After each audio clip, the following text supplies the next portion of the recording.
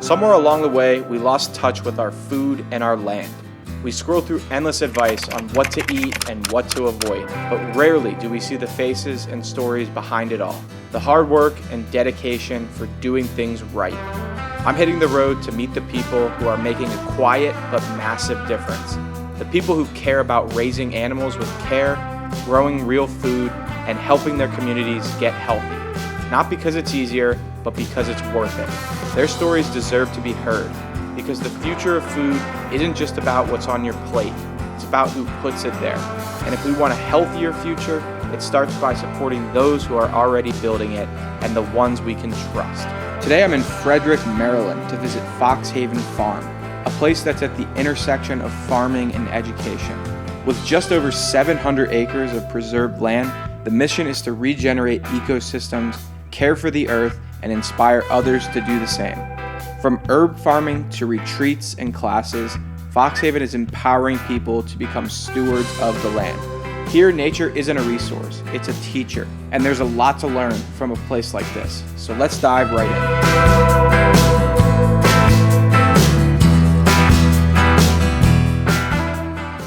Okay, good morning. Joanne, you're the director here at Fox Haven. Yes. So we're gonna get a little tour here of what's going on. Just over 700 acres. 700? Yep. And So it's more than just right here. oh yeah. Okay. And it was, parcels were bought about 40 years ago. And it was basically to save a farm. The farmer was not wanting it to be developed. All of the land is in preservation, whether it's conservation easements. Yeah, it's either conservation easements or it's in ag easements. When was Fox Haven first started then? Oh my gosh. Well, the nonprofit was started in 2006. But before that though, like I said, 40 years ago is when the first parcel was bought. And you've been director since when? They hired me to start the Learning Center.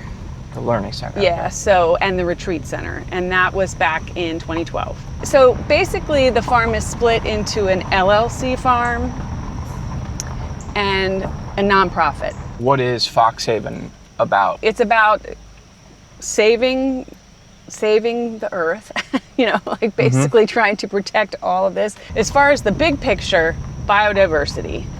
That's a big part of what we're trying to do is build biodiversity. Also, as part of Fox Haven, what we do is we partner with other farmers and give different farmers opportunities to try new things, or to sell, to grow and sell product. Land is so hard to come by and expensive for, farmers that are just starting out and and like I said, people who want to really experiment and see if farming is what they want to do, to make a bigger commitment. So a beginning farmer could come in here with really no prior experience, or? No, we do want to. No, a little bit of experience. They need to have some experience. We also partner with Future Harvest, which is an organization, for farmers here on basically in the DMV area. And we get, we have a farmer trainee, a person who's going through their whole educational program come. So for 2 years now, they've sent one each year. And that's been super cool because we get to see how they do after they leave here. But over here, we partner with Ron Holter of Holter Home Farms. They are a part of Organic Valley Co-op. Yep. And so they bring their heifers, who are the younger ones that aren't producing milk yet, they bring them over to Spring House and they're rotationally grazed through these 50 acres. And the rotational grazing is a win because, the cows are super healthy. Oh yeah. And then also the soil is really healthy. And Ron will do, and so then comes in our education, the education branch of our tree. Ron has occasionally done, a workshop, a class, basically where he will explain his process and what he does as a organic dairy farmer. And then they'll take soil samples so that, you know, people that are there in the field can kind of see, okay, here's the benefit of, you know, of doing this kind of grazing.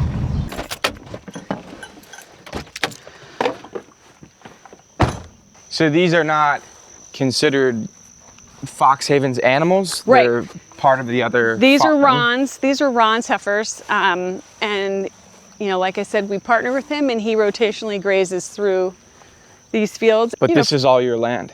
This is all the land of the trust, yeah. That's wild. Yeah.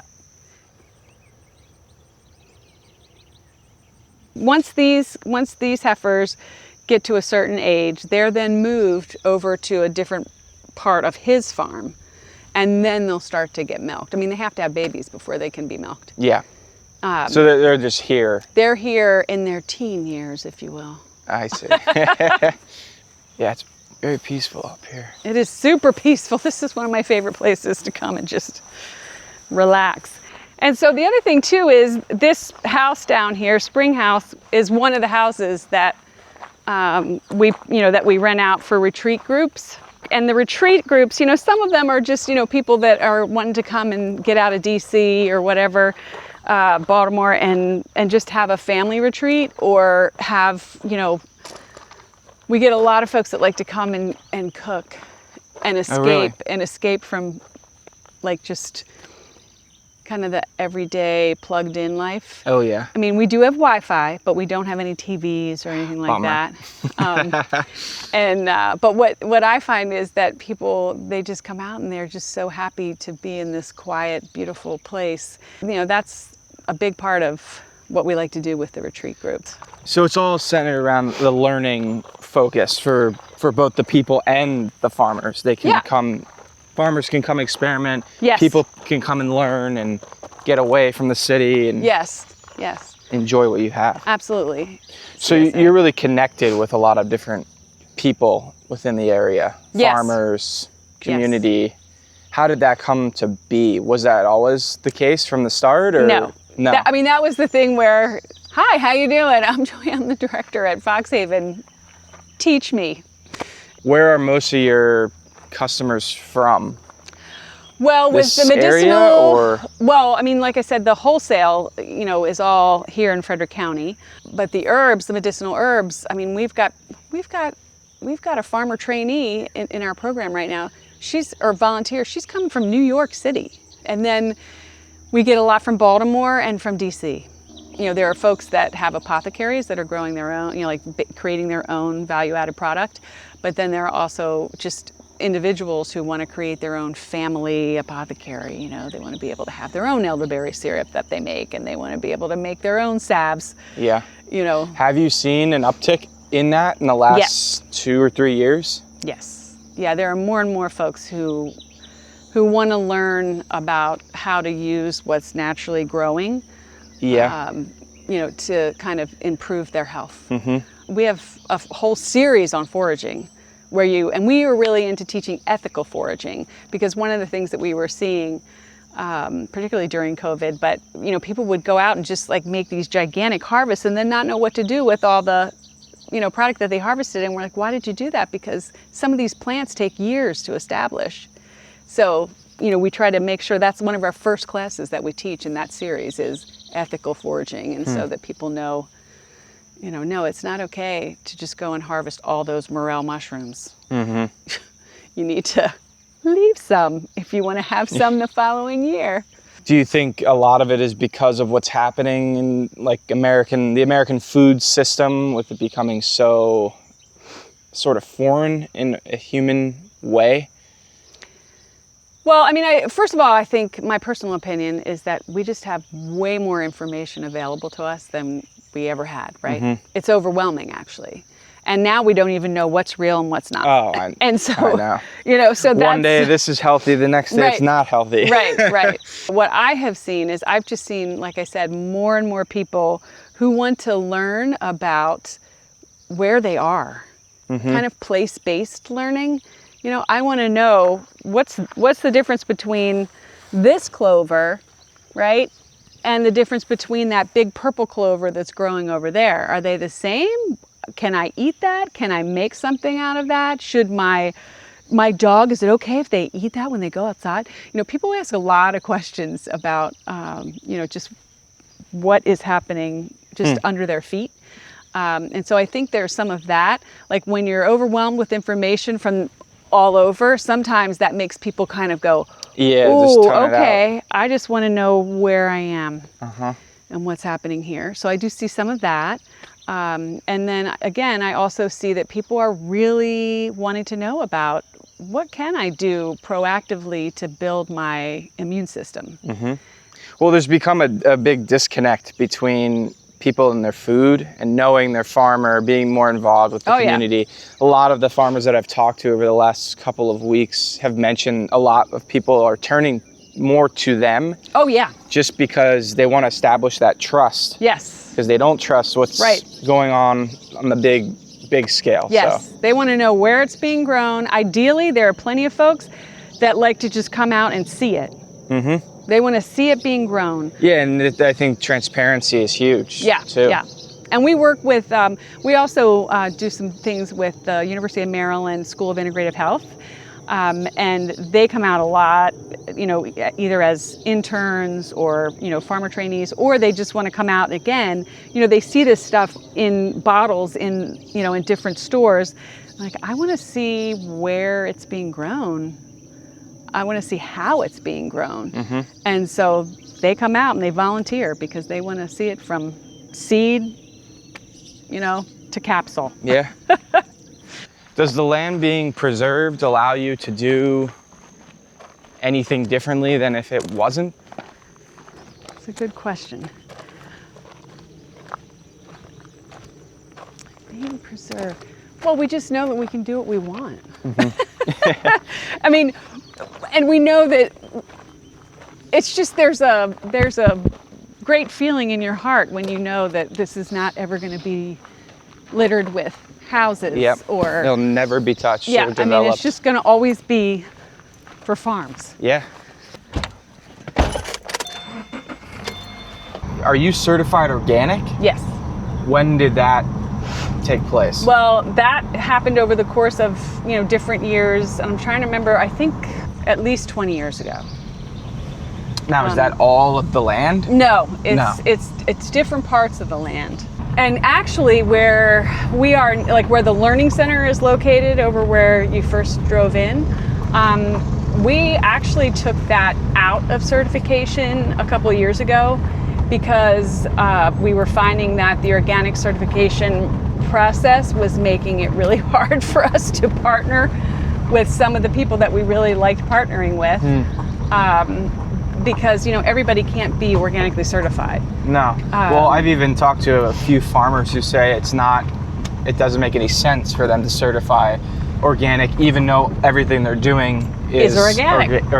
That's exactly. Because there's all these weird things within the certification that don't make a lot of sense and a lot of hoops make it to jump really through. hard. Yeah.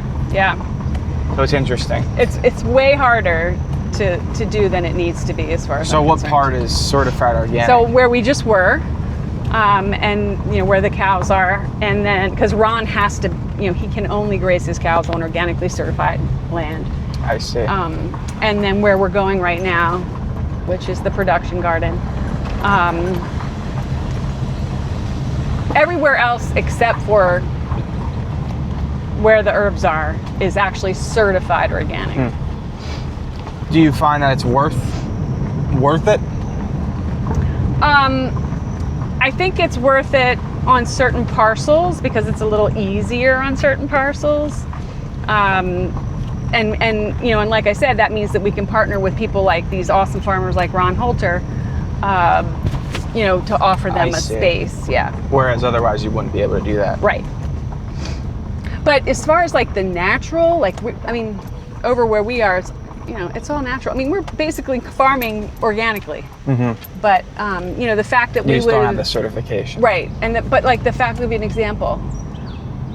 Chemically treated picnic table within so many yards of a growing area. that would make it impossible for organic certification. Okay. And and we have all these educational programs. We need picnic tables, and I don't want to replace the picnic tables, every other year. So there are real practical pieces to that as well. Yeah, it's very... And fencing, I mean, most of the wooden fencing, it's treated lumber, and out here, if you want to grow herbs, you've got to have fencing because the deer are just, oh yeah, they're everywhere. So this area, you can see we've actually got cool and warm season grasses planted here. And again, it's to protect the watershed. It, just from, sitting here, it doesn't look like much, right? It just kind of looks like, oh, yeah, okay, nice field. But the soil health is so rich. But the soil here. health is incredible. It's incredible over here. And that takes time to build yes, on. It does. It takes a lot of time. So you're always out here kind of managing, tracking what's going on. Yes. To further your land. Yeah, we need to do that. How much strategizing goes into it? Plenty. Yeah. Well, I mean, and also, farming, it's one of those things where you really have to roll with whatever's coming your way. You can't work against nature. Right. And also with climate change, like, one of the things that we're trying to do, for example, with the apples over there, the whole idea was, let's figure out what will withstand the droughts that we're going to have and the different torrential rainstorms that we're going to have. And those are the apples, once that's established, once we get that information, then those are going to be the ones that we plant, again, instead of the ones that aren't able to handle it. How have you seen climate change taking place here in the last 5 or 10 years? Well, I mean, definitely just the extreme weather, like that heat. The heat we just had right now was so, well, this isn't too humid, bad, but the heat that we had, last week, where the heat dome that they called it, that was rough. I mean, we couldn't harvest. We couldn't get out there and do what needed to be done, except for in the early morning. And it also, it'll ruin the growth cycle of certain plants. And when we were in May, we had a weird May here where it got really cold. And so, we don't have as many apples out there right now because when the apples were in full blossom, we had 3 days where it dropped to freezing. Crazy. And so, that extreme kind of temperature stuff that we're seeing and the big, 3-day torrential rains, kind of thing. So that's what we're seeing more and more of. What do you do to combat it? We just get creative and try and figure out, okay, well, this is probably going to happen again. So maybe we need to not plant the chamomile until this date next year, or maybe we need to plant it, backwards, as far as like, let's maybe plant it a little earlier, or, you just adapt. Yeah, you just try to adapt. So these greenhouses, the first one, let's go down, I'll show you. Again, it's like that constant education, trying things, research, all of it.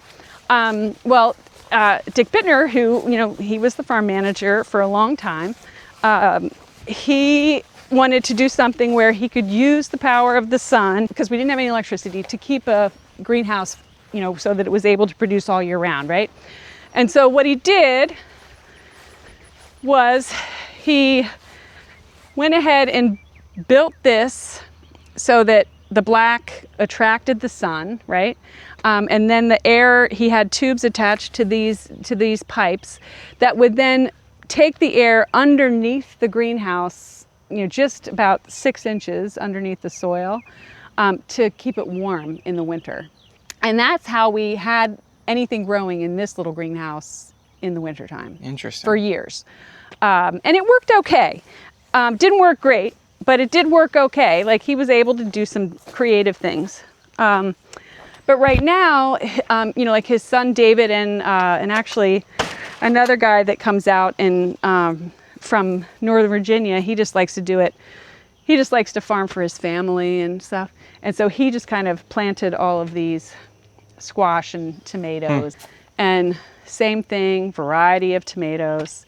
And then most of this is going to be sold to the Common Market Co-op. Coming out here, you'll see where everything's kind of planted on a contour. And so this is eventually going to be a food forest. The person who owns the trust, she has been very excited about the idea of food forests for a long time, and an opportunity arose, and she said, well, let's put a food forest in. And so that's what they did. So there's a lot here in the future. Yes. It's planned. Exactly. Are you always like looking ahead? Yes. Yeah. Right? You want to plant a tree you know you're not going to sit under. Yeah. And that's pretty much what we're doing, is planting all these trees so that that's really people cool, will though. have food. Do you find that you're always looking to try something new and adapt and always explore adapting. a new space? Always with adapting. your land here? Definitely adapting. And you don't want to do something new every year, because it takes a while, right? I mean, this is a long term. This is a marathon right here that you're looking at. But it's a marathon that you have to train for. Where are we overlooking here? Okay, so right over here where the mountains are coming in like this is Harper's Ferry, where the Shenandoah and the Potomac meet. All of this is South Mountain Range. That's the Appalachian Trail. That high spot right there is Lamb's Knoll. Yeah. It's beautiful. Yeah, this is a great place to come out and stargaze. How many other farms are in this area? Oh, gee whiz, I don't know. I've never counted how many. Like, is it big for farming Yes. right here? Oh, yeah. Jefferson has a lot of farms. This whole part of the county, really, a lot of farms. So we're back at this is the main area of Fox Haven. The learning area, yeah. All right. Well, thank you for that. It was great meeting you. Yeah, you too. Yeah, good luck. I mean, I hope you're able to do something with this. Yeah, no, this is awesome what you guys have going on. A lot of land. It is a lot of land. All right, so now we're back up at the Learning Center. I'm here with Alex. You are? The Marketing and Events Director at Fox Haven Farm. Okay. This is where people will come to get their first glimpse of Fox Haven. Right. This is like the hub of where people meet in community. We do a lot of education and events. We have an herb CSA that meets in this big red barn here. And we grow over 70 different herbs and teach people how to use them. So the herbs are kind of the center focus up here. Definitely. This is the herb garden? Yeah. So we grow over 75 different herbs. 75? Yeah. No way. So we swap them out seasonally. So you'll see what's in season for our midsummer time. So the CSA revolves around the herbs? Yes. And it's all seasonally based? Right. So every month people come together and they receive 4 to 5 different bundles of herbs. We teach them about those herbs. And then they get to take them home and make their own products or dry them for teas. Do you find that people are learning a lot about the importance of the seasonal aspect?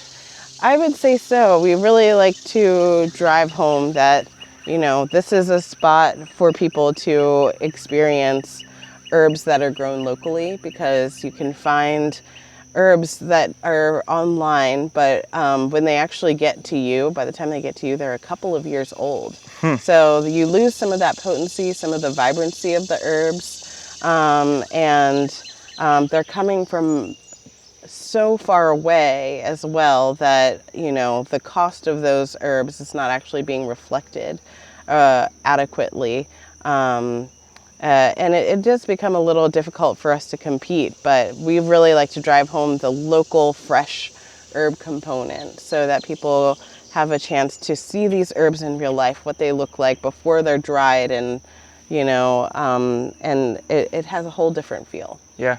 So now so you'll pick the herbs here, and then they get transferred to up here in the barn where people pick it up for CSA? Yeah, we'll either harvest them for a CSA to deliver to people fresh, or we will take them and dry them to begin preparing for our dried herb CSA. So the barn, there's not a whole lot you'll see in the barn right now, but you can imagine it being filled with lots of people in a circle, and we have tables out where we're chopping things up.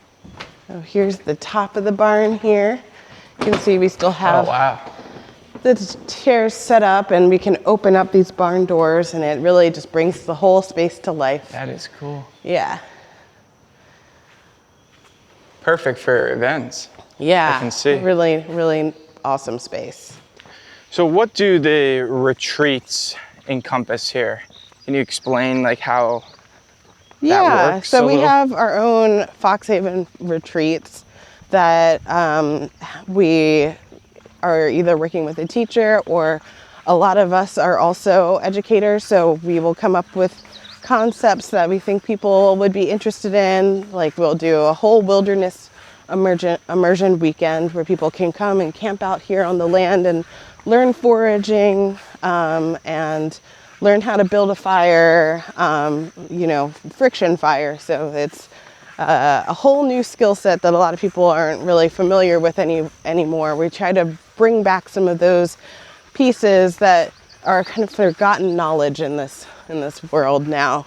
Do you play a role in like coming up with a certain retreat or brainstorming ideas for new retreats? Yeah, we all partner together on that. So I collect a lot of ideas from our staff, our volunteers, and then we also cast a net out to the general community, asking them what they're interested in seeing here, and seeing if we can match up those goals, and then also what teachers are wanting to teach. So you're always trying to kind of play a role in the community and build relationships, get the message out, and helping teach other people more about your practices and why it's important. Absolutely. It's all about the people, and we want to be sure that we are actually serving the needs of the community here. So we try to do as much communication as we can to make it feel like it's a reciprocal place. We're not just like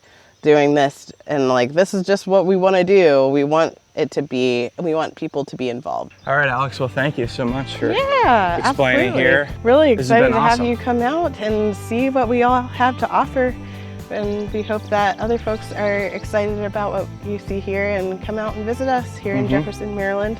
Yeah, you guys have a lot going on here, and thank you for what you're doing to further the health initiatives and get the message out there about what people can do to connect with their food and the people behind it. Amazing. Thank you so much.